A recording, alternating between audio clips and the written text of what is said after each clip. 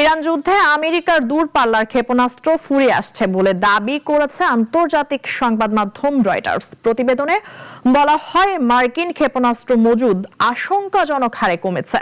অত্যাধুনিক প্রায় সব নিখুঁত নিশানার ক্ষেপণাস্ত্র তারা ব্যবহার করে ফেলেছে।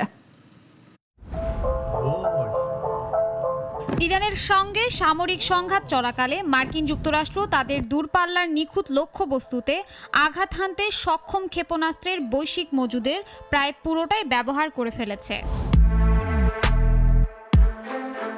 আন্তর্জাতিক বার্তা সংস্থা রয়টার্স এবং মার্কিন সংবাদ মাধ্যম সিবিএস নিউজের প্রতিবেদনে এমন দাবি করা হয়। তিনটি নির্ভরযোগ্য সূত্রের উদ্ধৃতি দিয়ে রয়টার্স জানিয়েছে, মার্কিন সেনাবাহিনী তাদের প্রায় সমস্ত arm tactical missile systems ATACMS এবং প্রিসিশন স্ট্রাইক মিসাইল ব্যবহার করে ফেলেছে। সিবিএস নিউজের প্রতিবেদনে বলা হয়, বিশ্বজুড়ে যুক্তরাষ্ট্র তাদের এই বিশেষ মিসাইলের মজুতের শেষ প্রান্তে পৌঁছে গেছে। তবে পেন্টাগনের পক্ষ থেকে এই প্রতিবেদন ও দাবি অস্বীকার করা হয়।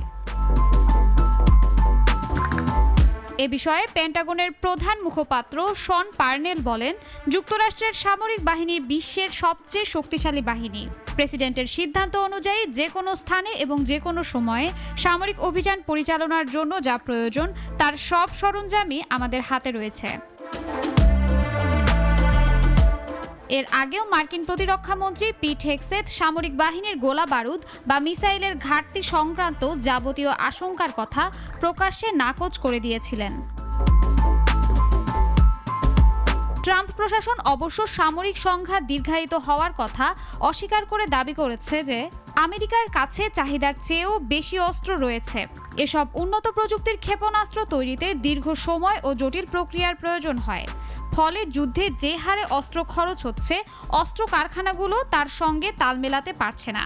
কংগ্রেসের অনুমোদন ছাড়া শুরু হওয়া এই যুদ্ধ এবং অস্ত্রাগারের দ্রুত শূন্য হয়ে যাওয়া ওয়াশিংটনের জন্য একটি বড় কৌশলগত সীমাবদ্ধতা তৈরি করেছে।